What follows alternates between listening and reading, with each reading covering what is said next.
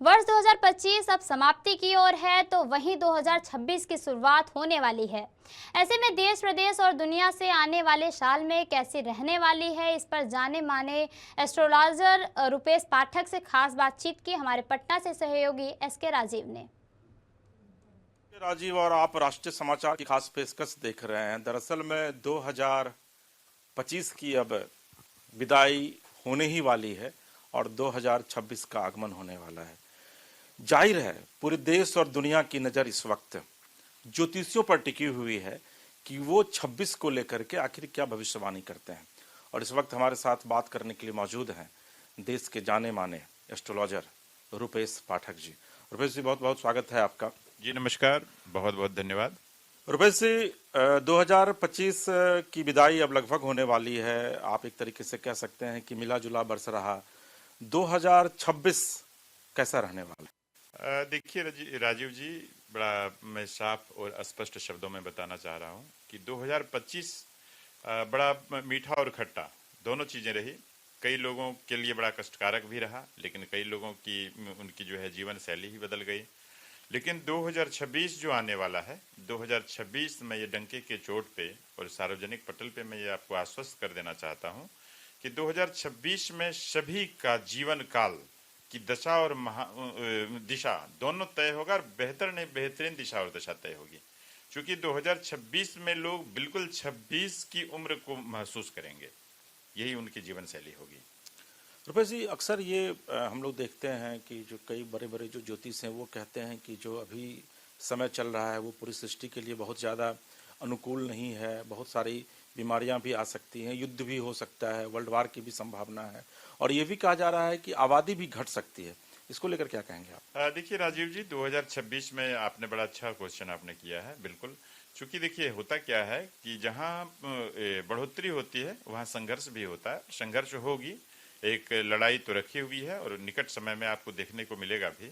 एक युद्ध तो होना ही है, सुनिश्चित है। क्योंकि अपने आप के अस्तित्व को बचाने के लिए और अपने आप को ये बताने के लिए कि मैं भी हूँ, आपको समाज में आपको आना पड़ता है और वो आना ही पड़ेगा और आना भी चाहिए। और रही बात बीमारी की, तो महामारी नाम की कोई ऐसी चीज़ अभी है नहीं, विशेष करके जो है ज्योतिषीय गणना के अनुसार। और अभी मिला जुला के चीज़ें ठीक रहेंगी, लेकिन हाँ थोड़ा सा जो है अभी ये चीज़ें दिखाया जा रहा है, ये चीज़ दर्शाया जा रहा है कि बीमारी की एक लक्षण आपका जो है एक युद्ध का एक लक्षण दिख रहा है। भारत की उसमें क्या भूमिका होगी? क्योंकि भारत की तरफ इस वक्त आप देख रहे होंगे रुपेश जी कि पूरी दुनिया की नज़र है। बिल्कुल। और खास करके मोदी जी के नेतृत्व में भारत जिस तरीके से आगे बढ़ रहा है और ये भी कहा जा रहा है कि आने वाले दिनों में भारत जो है वो विश्व गुरु बन सकता है, तो भारत की क्या भूमिका होगी अंतर्राष्ट्रीय परिप्रेक्ष्य में? देखिए होता क्या है कि राजीव जी कि आज के डेट में भारत एक मुखिया का किरदार निभा रहा है और मुखिया के जैसा वो अपने उत्तरदायित्व का निर्वहन भी कर रहा है। और वास्तविक है कि हर व्यक्ति, ग्राम के सभी व्यक्ति सभी विषय को ध्यान में रखते हुए मुखिया की ओर ही देखते हैं कि मुखिया क्या क्या निर्णय होता है। तो मुखिया जो है, मुखिया बड़ा सुनियोजित और बड़ा तरीके से, बड़ा सोच समझ के विचार करके कोई भी एक्शन में आते हैं और कोई भी निर्णय लेते हैं। और जो भी लेते हैं बेहतर नहीं बेहतरीन होता है, और जो आने वाला है, जो निर्णय लेने वाले हैं, वो भी बेहतर नहीं बेहतरीन होगा। नहीं, आपको लगता है कि 2026 में भारत अपनी प्रभुता को कायम करने में सफल हो पाएगा? भारत तो 2014 में ही अपनी प्रभुता को कायम कर दिया है। रही बात 2026, तो 2026 में तो अभी तो युवा अवस्था में भारत है। जब भारत ही नहीं तो फिर कौन? इसलिए भारत था, है और अब और बेहतर नहीं बेहतरीन तरीके से रहेगा। अपने आप को भारत ने बता दिया कि मैं भी हूँ और हमारे बिना सब कुछ और हर चीजें अधूरा है। इसलिए हमको लेके चलोगे तभी रह पाओगे।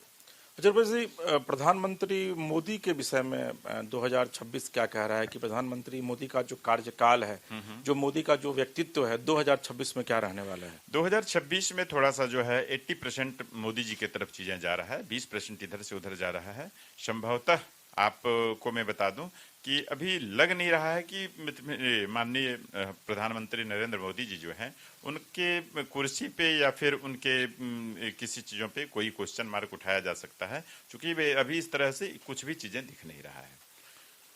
नहीं, और मतलब ये अक्सर कहा जा रहा है कि भाई बीजेपी में भी 75 साल के बाद जो है, चूँकि आपको याद होगा कि 2014 में जब प्रधानमंत्री बने थे मोदी जी, तो उन्होंने कहा था कि भाई 75 साल के बाद जो है वो बीजेपी में कोई भी व्यक्ति जो है वो किसी पद पे नहीं रह सकता है। आपको लगता है कि, चूंकि मुझे लग रहा है कि संभवतः 75 के मोदी जी अब होने वाले हैं या फिर हो भी गए हैं, तो आने वाले दिनों में मोदी जी देश के प्रधानमंत्री रह पाएंगे या नहीं रह पाएंगे? राजीव जी, ये तो पार्टी के अलावे भी समाज भी तो कुछ निर्णय लेता है, समाज की भी तो कुछ भूमिका है। तो इसी तरह से कहा जा सकता है कि समाज उनको उतरने नहीं देगा। अभी समाज की वो डिमांड है, समाज की वो चाहत है, समाज उनको ही चाह रहा है।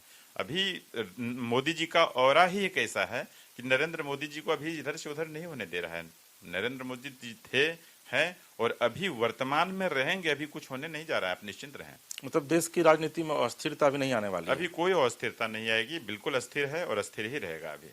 चलिए रुपेश जी, एक सवाल बिहार को लेकर के हम लोग कर लेते हैं कि बिहार की जो राजनीति है वो आपने देखा कि किस तरीके से प्रचंड जनादेश एनडीए सरकार को मिला है, लेकिन एक चर्चा जो है वो जोरों पर है कि नीतीश जी जो है वो आने वाले दिनों में बीजेपी उनको मुख्यमंत्री पद से हटा सकती है, नीतीश जी के बेटे निशांत जो हैं वो राजनीति में आ सकते हैं, या फिर बीजेपी अपने किसी चेहरे को जो है वो मुख्यमंत्री के तौर पर प्रोजेक्ट कर सकती है।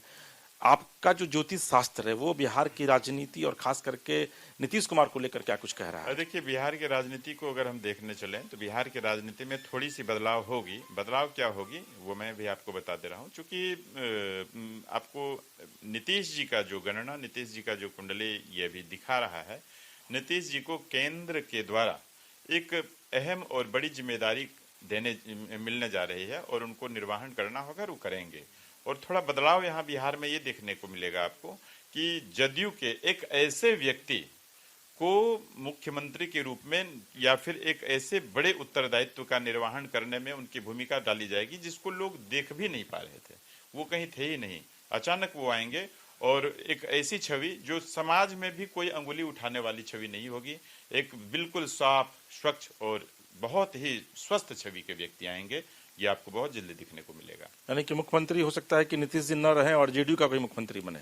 बिल्कुल, जेडीयू का ही मुख्यमंत्री बनेंगे, लेकिन छवि नया होगा और नीतीश जी को अहम और बड़ी जिम्मेदारी मिलने जा रही है, जो केंद्र सरकार के द्वारा केंद्र शासित कहीं भी जो जहां भी हो, एक बड़ी और बेहतर जिम्मेदारी का निर्वहन नीतीश जी करने जा रहे हैं। अच्छा, विपक्ष की क्या स्थिति रहेगी 2026 में? उसमें ज्योतिष शास्त्र जो है विपक्ष को लेकर क्या कहता है? विपक्ष तो 2026 में ही धराशायी हो गए हैं, क्योंकि विपक्ष अब कुछ रहा नहीं। विपक्ष को बस एक, जैसे आप मृत व्यक्ति को 2 बूंद पानी देके कुछ पल के लिए उसको जिला के रखते हैं, तो विपक्ष की स्थिति अभी वही है। यहाँ पे विपक्ष की कोई वैसी भूमिका रहेगी नहीं। विपक्ष बस हर चीज में हाँ ना बस मिलाते रहेंगे, उनकी चीजें चलती रहेगी।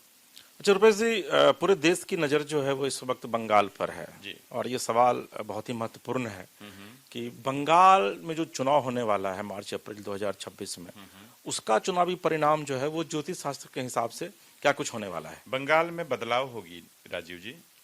ये एकदम बिल्कुल, सूर्य जिस तरह से चमकते हैं तो चमक उनकी बताती है कि सूर्य अभी युवा अवस्था में है, किस अवस्था में है, या फिर संध्या बेला में है, या फिर अभी उग ही रहे हैं। तो सूर्य अभी बिल्कुल पराकाष्ठा में है और सूर्य जो है बिल्कुल बंगाल में सूर्य का उदय होगा और बंगाल की राजनीति में बहुत बड़ी चेंजिंग और बहुत बड़ा बदलाव आने जा रहा है। यानी कि आपके अनुसार अगर माना जाए तो ममता बनर्जी वहां से हट सकती है? बिल्कुल, ममता बनर्जी का ऑरा लगभग समाप्ति की ओर है और ममता बनर्जी जी की सरकार गिरने वाली है। ममता जी एक महत्वपूर्ण और अहम जैसे विपक्षी पार्टी के रूप में वो दिखाई देंगे, लेकिन उनका जो है मुख्यमंत्री पद बिल्कुल जाते हुए दिख रहा है। चलो जी, एक आखिरी सवाल आपसे ले लेते हैं। बिहार वासियों के लिए खास करके अगर हम बात करें तो 2026 कैसा रहने वाला है? 2026 बिहार वासियों के लिए बहुत ही सुंदर और एकदम जैसे कहते हैं ना कि सुनहरा पल, वैसे अनुभव करेंगे। बिहार के लिए 2026 बहुत ही बेहतर और शानदार प्रदर्शन का रहेगा और दिखेगा भी, और इसीलिए बिहार वासी अपने आप को बिल्कुल स्वच्छ, स्वस्थ और एकदम समृद्ध बन के अपने आप के उत्तरदायित्व का निर्वहन करें बिल्कुल मजबूती के साथ, और बिहार का भविष्य उज्जवल है और आने वाले समय में 2026 में और भी बेहतर होगा।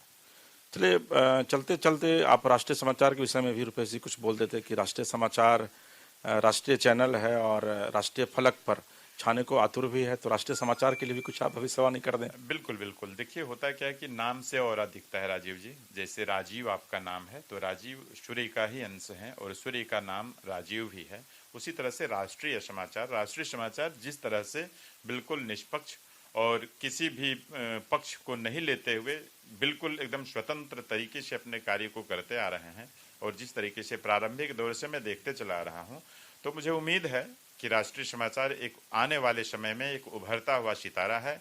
और हर एक चैनल से पहले अगर लोग खोलेंगे तो देखेंगे कि राष्ट्रीय समाचार किस चैनल पे दिख रहा है, और मुझे उम्मीद है कि राष्ट्रीय समाचार हर एक लोगों के मुख पे सुनाई देगा और हर एक के मुख पे से निकलेगा और हर एक के कान में सुनाई देगा राष्ट्रीय समाचार।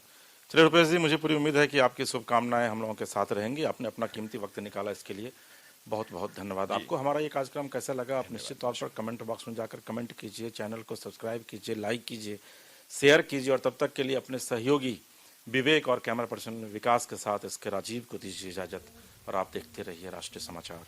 नमस्कार।